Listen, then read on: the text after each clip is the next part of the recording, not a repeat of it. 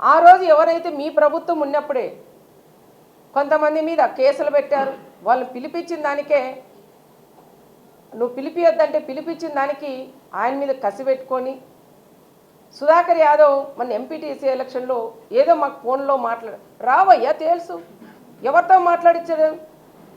నేను గెలవాలని అనుకుంటే నాకు పార్టీలోకి చేరుతాం కండవాళ్ళు ఏమన్నారు ఎంపీటీసీలు, నాకు వద్దు అలాంటి పని నేను చేయను అన్న. ఈ 1 ఇయర్ తర్వాత నేను చేర్చుకుంటా కానీ నాకు వద్దని చెప్పాం. కానీ అలాంటి వాళ్ళతో నేను మాట్లాడించిన అంత చేతగాని దద్దమ్మ కాదు. నేను చెయ్యాలంటే చేస్తా, వద్దు అనుకుంటే పక్కన పెట్టేస్తాం. ఆ శక్తి అవన్నీ కూడా మా ఆయన బలమే నాకని కూడా నేను చెప్తున్నాం. మరి ఎలక్షన్ సామరస్యంగా గొడవలు లేకోకుండా చేసిన వ్యక్తిని, ఒక ఎస్ఐ గారిని, ఒక బీసీకి సంబంధించిన ఎస్ఐని ఒక మాజీ సీఎం లెవెల్లో నీ నోటు ఎట్లొస్తుందయ్యా?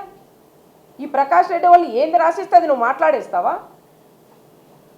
నీ ప్రభుత్వంలో పోలీస్ డిపార్ట్మెంట్ వాడుకొని మమ్మల్ని ఇబ్బందులు పెట్టారు. కానీ మా ప్రభుత్వం, మా నాయకుడు చంద్రబాబు నాయుడు గారు, తెలుగుదేశంగా వైఎస్ఆర్ ఏ పార్టీ తప్పులు చేసినా వాళ్ళు శిక్షించండి అని చెప్పే వ్యక్తి మా అన్న చంద్రబాబు నాయుడు గారిని కూడా చెప్తున్నాం. మీ ప్రభుత్వం అట్లా మా ప్రభుత్వంలో డిపార్ట్మెంట్ ఎక్కడ వాడుకోం. నేను కూడా అదే చెప్తా, ఎవరు తప్పు చేస్తే వాళ్ళు తీసుకోపోయి కేసులు పెట్టండి, ఇంకొకసారి ఆ పని చేయరు అని చెప్పిన వ్యక్తి మేము. మరి అనవసరంగా దీనిలోకి రాజకీయాల్లోకి లాగి సుధాకర్ యాదవ్ని ఎందుకు బలి చేస్తారు మీరు? అంటే ఆయన కరెక్ట్గా డ్యూటీ చేయకూడదా? డ్యూటీ చేసిందని తప్ప దానికని ఇది కూడా ఎవరి గురించి అయినా మాట్లాడినప్పుడు ఒక మాజీ సీఎంగా నువ్వు ఉన్నప్పుడు అది ఆలోచన చేసే బాధ్యత అది నీ మీద ఉన్నదని జగన్మోహన్ రెడ్డి గారికి కూడా నేను చెప్తున్నాను. ఇది మర్డరా, చిన్న గొడవ నుంచి ఈ విధంగా జరిగిందనే విషయం నీ ఆత్మకే తెలుసుకోవాలని కూడా చెప్తాను. నీ విజ్ఞతకే వదిలేస్తాం. మర్డర్ చేపించేది మీరు, ఫ్యాక్షన్ మర్డర్లు చేసేది మీరు, మేం కాదు. ఫ్యాక్షన్ మర్డర్లు ఎవరైనా చనిపోతే ఆ కుటుంబాలు కాపాడే కుటుంబం పరిటాల కుటుంబం. ఆ కుటుంబాల్లో ఉండే పిల్లలు చదివించే నాయకుడు మా అన్న చంద్రబాబు నాయుడు గారని ప్రత్యేకంగా కూడా నేను తెలియజేస్తున్నాం. ఏది ఏమైనా మా కుటుంబాలని ఏదో రకంగా ఫ్యాక్షన్లోకి లాగాల, మళ్ళీ మా కుటుంబాలు ఇబ్బందులు పడితే నువ్వు ఇది రాజకీయంగా చేయాలనే ఆలోచనతో ఈ రకంగా కూడా చేయడం అది కరెక్ట్ కాదు అని తోపు బ్రదర్స్ ముగ్గురికి నేను హెచ్చరిస్తున్నా. ప్రభుత్వం వచ్చిన తర్వాత కురువలపై ఎక్కువ లిమిట్స్ లో దాడులు జరుగుతున్నాయండి. ఇప్పుడు పాపిరెడ్డిపల్లి కావచ్చు, కురువ నాగిరెడ్డి కావచ్చు, సిద్ధరాంపురం బాలన్న కావచ్చు, ఇలాంటి ఇన్సిడెంట్స్ ఎక్కువ జరుగుతున్నాయి. గతంలో కూడా తెలంగాణపల్లి ఎంపీ ముకుందనాయుడు చేయడానికి అప్పుడు కురువల్ని దాడి చేసి ఆయన చేశారని అదే నా రాజకీయంగా కావాలంటే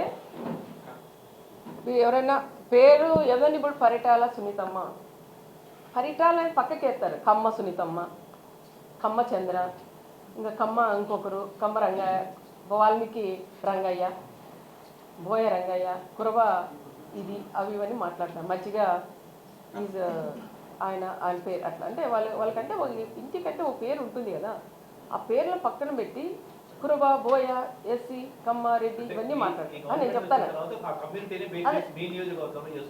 నా నియోజకవర్గం అంటే ఈయన కులాల మీద ఆధారపడి ఉండేవాడు. ఒక ప్రకాష్ రెడ్డి అనే వ్యక్తి మీరు చూస్తూ అంటారు అన్న 2009లో కూడా ఒక పక్క కురువ ఒక పక్క బోయ పెట్టాడు.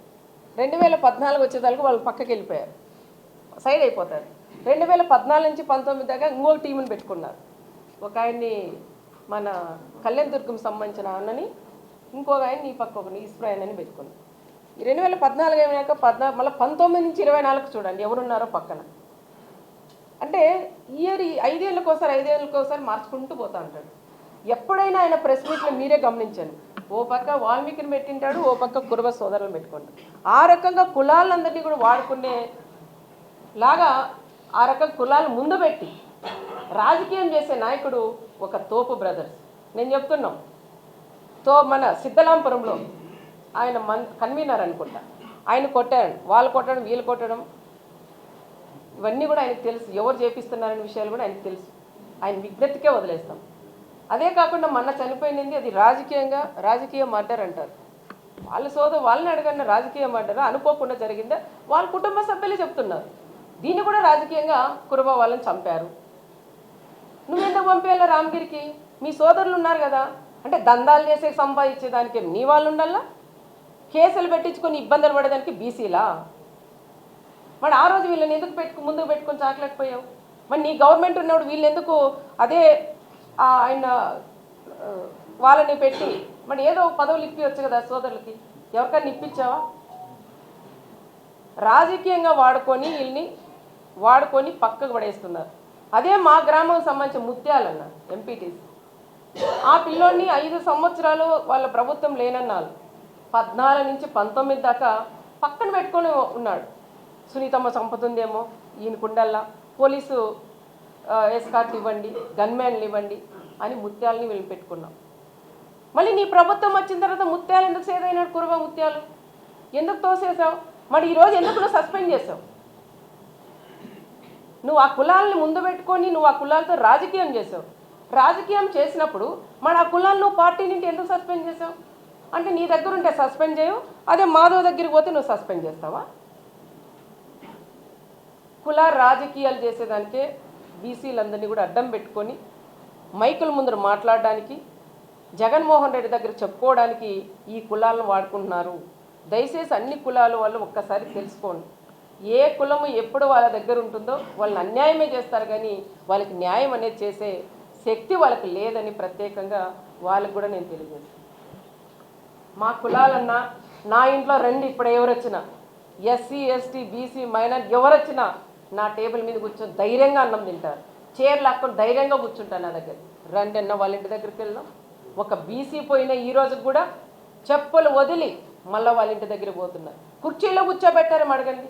అదే వైఎస్ఆర్ మీకు ఎవరైనా తెలిసింటారు. సునీతమ్మ ఇంటి దగ్గర పోతే ఏ విధంగా గౌరవం ఉంటుంది, అదే ప్రకాష్ రెడ్డి ఇంటి దగ్గర పోతే మీకు ఏ రకంగా ఉంటుందని ఒక్కసారి మీరు కూడా అడిగి తెలుసుకోవాలని ప్రత్యేకంగా ఇక్కడుండే సోదరులందరికీ కూడా చెప్తున్నాం. చాలామందికి పరిటాల రవి గారి గురించి కూడా మీకు తెలిసింటుంది, కొంతమంది తెలిసిండదు. మీలాంటి వాళ్ళకి అప్పుడు తెలిసింటుంది. ఆ కుటుంబం అంటే ఏంటనేది కూడా మీకు కూడా తెలిసింటుందని కూడా ప్రత్యేకంగా కూడా నేను తెలియజేస్తాను.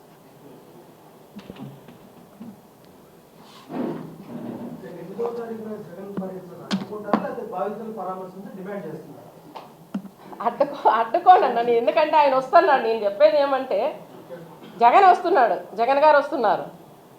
వచ్చినప్పుడు ఆయన చేసిన తప్పులు, పరిటాల రవి గారిని చంపిండే దాంట్లో కేసులో ముద్దాయి దాంట్లో ఉన్నాడు ఆయన. దాని గురించి సమాధానం చెప్పాలా?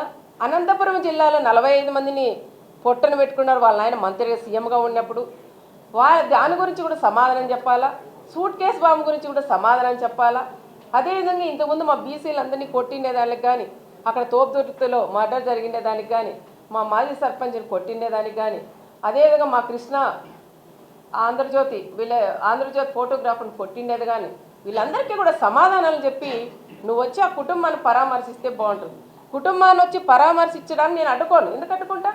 పరామర్శించేదే కాకుండా వాళ్ళకు కూడా ఆర్థికంగా సహాయం చేసిపోండి. ఊరికే వచ్చాం నీ ఫోటోలకి, పేపర్లకి, టీవీలకి వచ్చి పోయేది కాదు. సహాయం చేయండి. ఎప్పుడైనా ఈరోజు వచ్చి రేపు వెళ్ళిపోయేలే తప్ప ఎప్పుడైనా కుటుంబానికి సహాయం చేసే వ్యక్తి, ఆ కుటుంబాన్ని కాపాడే బాధ్యత అది నా మీదే ఉంటుంది. నా మండలం, నా కుటుంబ సభ్యులుగా నేను భావిస్తున్నాం. నా కుటుంబంలో మనిషిని పోగొట్టుకుని ఎంత బాధ ఉంటుందో అంతకన్నా బాధపడిన దాన్ని అది నేనే అని కూడా నేను చెప్తున్నా. పండగ పూట్ల నేను బాధపడినా. నాకు సంబంధించిన వాళ్ళు, నా బంధువులు వాళ్ళ పిల్లలు చంపారని నేను ఎక్కేసుకోలేదే. నేను ఎక్కడైనా కానీ పోలీసులు మీరు ఫోన్ చేసి అడగండి, సునీతమ్మ ఫోన్ చేసిందా, కేసు పెట్టొద్దనిందని అడగండి. ఆ 2 పిల్లలు పోయి అది అనుకోకుండా జరిగిన దాన్ని 20 మంది చేశారు, వాళ్ళు కేసు పెట్టాలో వాళ్ళ కుటుంబ సభ్యులు చెప్తున్నారు. ఎంతమంది వచ్చారు, ఏం చేశారని. వాళ్ళు వెంటనే అరెస్ట్ చేయండి అని చెప్పాము. అరెస్ట్ చేశారు, సరెండర్ చేశారు. నా బంధువులను నేను వెనకేసుకోలేదు. ఎవరైనా సరే తప్పు చేసిన వాళ్ళని ఎప్పుడైనా అది చట్టం తన పని తను చేసుకుంటూనే పోతుంది.